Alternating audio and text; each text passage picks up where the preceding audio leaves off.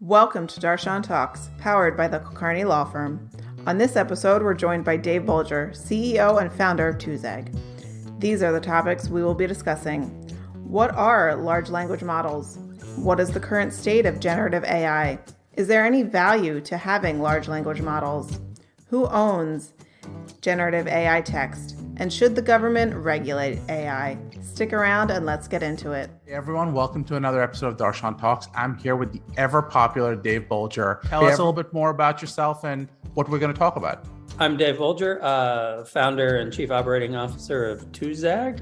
We're a conversational AI platform. So if you want to build a meaningful digital concierge, we've got your platform. My background is in old school artificial intelligence, what the guys with the gray beards call AI, behavioral science, and I went to film school. So my career has been about telling stories at scale to the individual, right? So when we think about artificial intelligence principles, right? Machine learning, natural language processing, neural networks, right? Those sorts of things. You know, AI has started to take on, because now everybody does AI, right? No, everybody has algorithms. And just because you've done some predictive modeling doesn't mean it's actually artificially intelligent. It's like you had some smart kids put really cool stuff together and the machine does what you tell it to do. So I think there's a line of demarcation over people who had to figure out structurally how to get the computer to think basically for itself. And, the kind of approach of, well, we'll just call what we're doing AI, and people who don't know any better won't be able to tell the difference, right? Not in a nefarious way, but, the marketplace is really excited about co-opting terms, right? Like Hollywood likes high concept films. So we're the same way. I love that you said that, and it's actually a really good introduction to the conversation we're going to have, which is I'm of the strong belief that what we're seeing is not AI by any stretch of the definition. It is what's commonly referred to as LLMs, large language models. Exactly. And all the system knows is what word to string after the word that you had. It doesn't actually know what it's saying. So while it can sound coherent and it can sound really profound, it doesn't know the point of the profoundness it's expounding.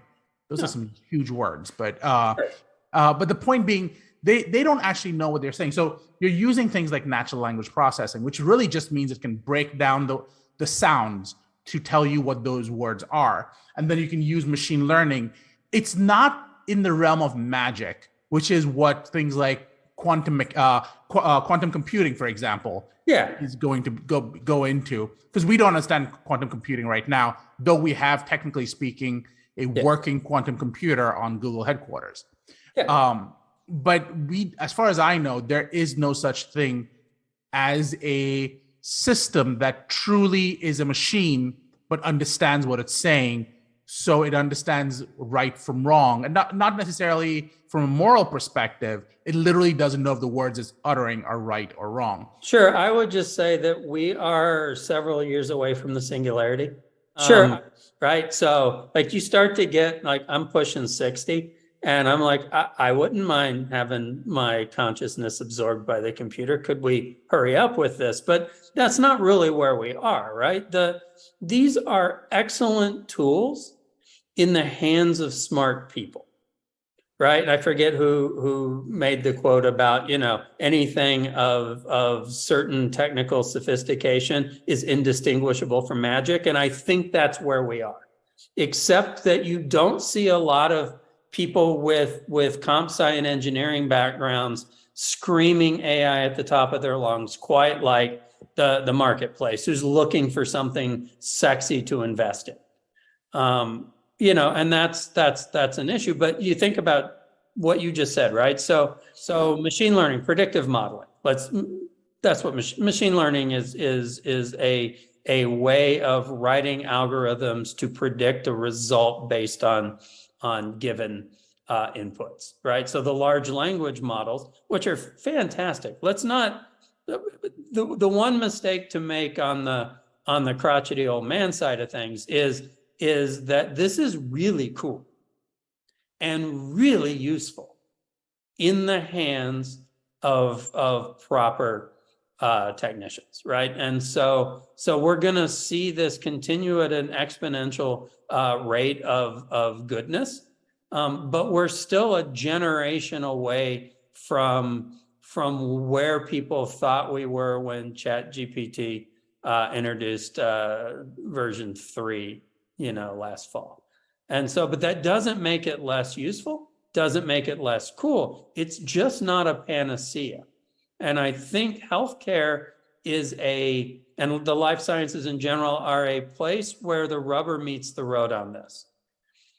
It's okay if the White Castle bot gets your order wrong, right? You might be pissed that you didn't get your little tiny square burgers the way you wanted, but no one's really hurt, right? In the life sciences, we use these as tools that experts can leverage to help inform their decision-making process, not replace their decision-making process. To me, it's a good jump-off point. To me, it prevents me from having to spend 15 hours thinking through what some of the basic things that I've sort of almost assumed in my head. It calls me out on those, brings them to the forefront.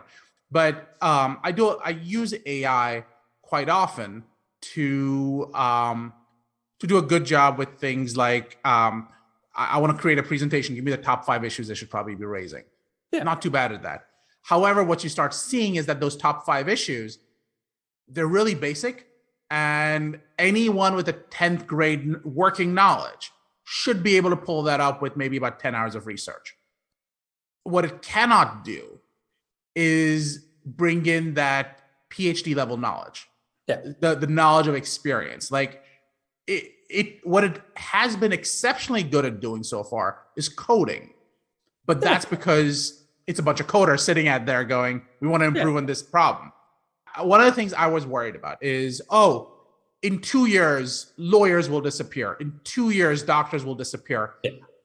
There might be an eventual removal of or limitation on what functions each of these roles perform, or an evolution of what each of these roles perform. But I'm not actually seeing any big sort of these careers stopping. I'll give you an example of that. Yeah. One of my favorite things was, we're going to get rid of, say, journalists. That was one of the big comments I'd heard. No. I agree with you in the no, and I'll tell you why I agree. So 2 things happened. So one was a journalist actually used a AI model to summarize another article that it had. Yeah. I don't know if you heard about it. Did you hear about this case? Yeah, but go ahead. Yeah. For those people who don't know. So he summarized the case. Unfortunately, the summary did was it focused on this guy who had nothing to do with it. Yeah. And it landed up being inaccurate. And the journalist didn't double check. Yeah. And I'll be honest, I've done that a few times where I've just sort of relied on the summary because I'm trying to make a bigger point. Yeah. But the result of that in the case of journalists is that there is a larger context, and the guy is now suing the journalist for libel. Yeah. And I would argue that at that specific point, I'm not sure you have First Amendment right protections to say that, I have the right to sort of make mistakes. No, you have a duty to check that you're right. Yes. So the question then becomes, as you apply it to the life sciences, as you apply it to health, can you actually depend on the results that come out? I think it'll give you a direction of thinking. Yeah. But I think you have to be careful about even that. One of the greatest parts about being a human being is the ability to think in 1,000 different directions. Yeah. Once someone decides the agenda, now whether or not you like it, you will start thinking along that agenda, and you've given up 1,000 different possibilities. Oh, absolutely. So I'll give you 2 metaphors that I think are applicable for where we sit today with generative AI, right? And the first is generative AI right now is that extrovert at a dinner party who's had 2 martinis. And so he confidently spews BS, but you only know it's BS if you knew what the right answers were, right? And so who gathers around this guy and brings him the 3rd martini are people who don't know he's full of crap, right? So that's one metaphor. And that's kind of where we are right now, is people are attracted to the sexiness of generative AI, irrespective of the actual accuracy of what's coming in. The second metaphor is sort of where generative AI is in its maturation process, right?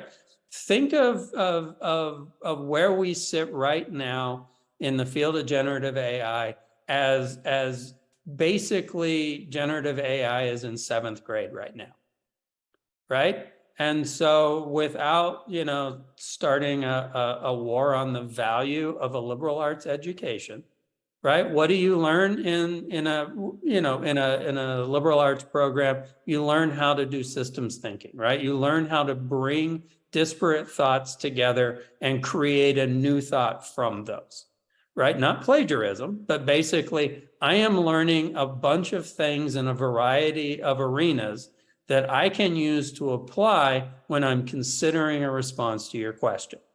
And generative AI is nowhere near that. Right? Will it get there? Absolutely. Right? It's not Doogie Howser, though. It's not going to college at 7th grade, right? So we've got to train it.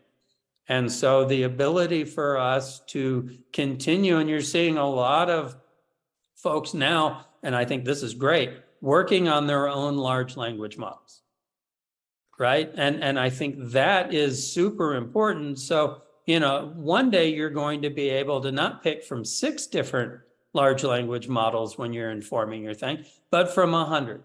And there's going to be a merchandising on those that matters, right? This is where I think we run into issues of scraping the internet is not an entirely good idea. Scraping refereed sections of the internet, right, is a good thing. The challenge now becomes one of copyright law. So, how do we keep the generative AI moving forward in an era where more and more sites are going to say, well, you can't scrape us for our IP. So as a content person, I'm like, yay. Content's intellectual property again, not just words on paper that we could replace that sports writer with. What does AI actually represent right now? And that's where we are with generative AI. Yes. No one's arguing that it's right necessarily. It's just able to string sentences together. And how cool is that? And that's the standard we're at. The other thing that came to mind for those people who are listening, trying to understand what does this have to do with life sciences, we talked a little bit about copyright law, for example. I do want to point out, copyright law is often country specific. There are things like the Berne Convention that applies to a large part of the globe. But different countries are dealing with it differently. For example, I want to say this was Japan, and again, don't quote me on this, but I believe Japan came out and said, we're not going to enforce copyright law for scraping. On the other hand, I think the US came out and said that AI cannot generate copyrighted works. Yeah. So my point being, there are going to be different nuances. And I think the other direction, I think Israel's taking its own view on it as well. So different countries are going to deal with it differently. And then you've got countries like India and China, where copyright law is more of a suggestion than a law. Is there a value to having 100 different large language models? And the reason I'm asking that question is there is such a thing as choice fatigue. And that's what I'm worried about. You mentioned, for example, this a commentator who can bring his own flavor. But we've sort of done that, haven't we? I mean, I can go to ChatGPT right now and tell it, give me this sentence in the language of Donald Trump. And you get all that flavor in that. It's superb to sort of see it spoken in that way. I don't think it's going to be that long before I can go, tell me the story in a way that Brad Pitt would say it. That's mimicry, right? So give me something in the style of. Yeah. Right? It's like a good jazz band, right? And somebody says, hey, play something like Count Basie would, right? And so you stack your chords a little differently and you roll. Right now, play it like Dave Brubeck, and suddenly the time signature changes. But the musician is just mimicking the artistry of the people you've provided, right? Sure. The where this gets interesting is in saying, again, back to the life sciences, right? I need a language model that is only pulling things from certain whitelisted sources, right? And again, this is where this is where my head goes with the copyright, is like, if I tell it, you can only answer this question by developing relationships with, just for simplicity's sake, Mayo Clinic, HealthWise, you can, and to a certain extent, especially if you want the answer to be cancer, WebMD, right? So I have now constrained where I'm training the model, right? This is the whole supervised, unsupervised learning thing, right? I need to constrain the supervised learning against a series of places I respect so that I can be more guaranteed that what it's going to say is going to pass muster. Understanding here is how am I I need to be able to have my knowledge base pass muster. And, that's why we use what we call constrained language model, where we're basically writing everything that goes in the knowledge base we have written. We have used generative AI to kind of speed up the writing process, but our subject matter experts, before anything goes in the knowledge base so that our concierge can say something, it has to have gone through all of the edits. I can export that library and provide it to, a lawyer for legal review, to a group of folks for medical review, right? And they can make edits and comments, and we can change the knowledge base because we control all of the given circumstances. As soon as we relinquish the control of the knowledge base to a source where we can't verify where it got its information, then we start to run afoul of the lawyers and the doctors. Right. And we can't do that and still provide appropriate end user information. Is it possible to train a system on language using Reddit and using all these different websites, and then tell it that the information should be pulled from a WebMD? And the reason I ask that question is, how does the system know the difference between subject matter information and information it uses to actually construct language? Yeah. No, I think you could totally do that, right? Can you? Okay. Well, to the extent that, and this is where I think the industry is going to start to catch on. Again, I love the fact that content is about to be king again. And so, Reddit's it's its own beast right now. Got its own problems for all of the kind of reasons we're talking about, right? Is Reddit, they need to get paid, just like Twitter, for all of the people who are leveraging their core IP to get eyeballs and participants. The problem is you start shutting those off and all the content creators take a step back, right? And that's where we have to figure out, how do we reach the content creators and create these models so that everybody's happy? You and I, we write things. It is our intellectual property that we are sharing.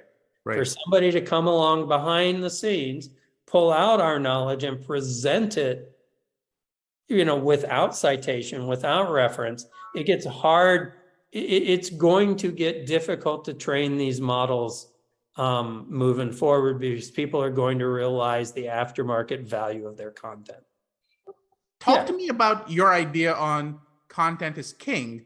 when we know that it's unsustainable? This is the problem that the Writers Guild's having with Right. the studios now, right? Is streaming came along and nobody knows how to monetize it. Great. Right. I think there is a great monetization of large language models that's going to happen. Right. And so again, to use when you make a movie, right? Somebody writes it. There are actors. There are all of these people behind the scenes that make them look great. Yeah. All of those people have to get paid, right, for the content. And now we have an entirely new distribution mechanism. How does what happens to residuals? So if you think about that from a large language model perspective, I want residuals on my intellectual property that went into training your model. We're going to figure that out one day. It's going to be lawyers. It won't be content creators, but that's where I say content is king. This is an entirely new avenue for let's say I have let's say someone reads my Medium stuff. I don't write on it, so they can't, but let's say I did and they do, right? And then that starts to show up in a bunch of different large language models. And it's just, I'm not saying don't use it. I just want to cut. We're going to start getting content that is self-created is going to be very, very interesting. And somehow we've swerved away from life sciences and gotten into filmmaking. But I think the concept mostly as a metaphor. Yeah. Yeah. I think the problem is going to be the same. Let's say I am a generic pharma company. Okay. And I am looking to bring my product to market. I've never had the money or the wherewithal to really commercialize my products. I've always been cheapest person on the table, bringing my products in as cheaply as possible. Sure. Tomorrow I can take an AI, tell it, copy the brand website for my new drug. Change the language a little bit, but it's basically the same website. Yeah. Do they have a claim to that language? Or can you say, it's a new website, it's AI generated, there's no copyright, you're good to go? And I think that's the same conversation we're having. We're just talking Absolutely. about Yeah. It's exactly, again, where is the root of the intellectual property of the words? So design. Yeah, I mean, I did in preparation for this. So I'm on Jardiance, which is a type 2 diabetes drug, and I asked ChatGPT about it. Yeah. I promise you that most of the words that came back initially were scraped right off the brand website. Yeah, it kind of still has that brand smell to it, right? So, and then I began to ask follow-up questions where it was obviously going outside of the brand website. But if I'm the Jardiance folks, it's like, that's my stuff. Yeah. But now the Jardiance folks may say, I don't really care. Take it. Because you're helping someone do it. Yeah. But I think that what I would be worried about if I was the Jardiance folk is the idea that it may not use the language properly. And I see this all the time with the marketing copy I get when I'm asked to review marketing copy. I'll get something where the marketers try to, they might have space limitations. So they will say, this drug is used to treat diabetes. And the indication is this drug is used to treat diabetes in patients who fail the first 2 lines of treatment. Yeah.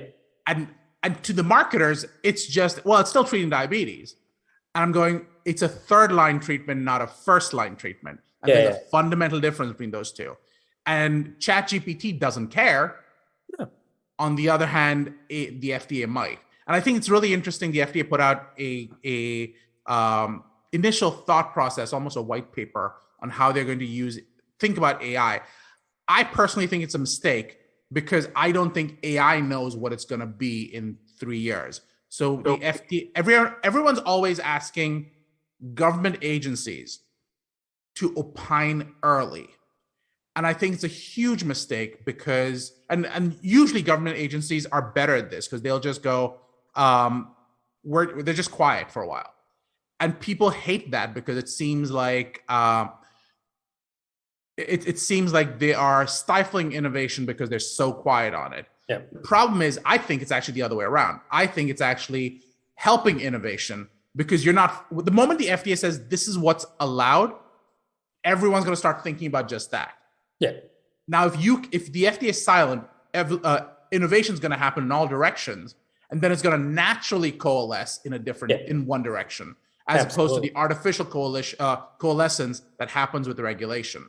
And I think that's, to me, the AI guidance, AI white paper that they put out is great as a concept because it helps people think. But what they've created is a artificial coalescence that may not be where we would have naturally gone in the future. Right now, generative AI is an excellent tool for content creators, but it is a tool. It is not a replacement. And I think, again, we're a couple of generations, technology generations, not human generations, away from anybody who creates life sciences content for a living having to worry about being replaced.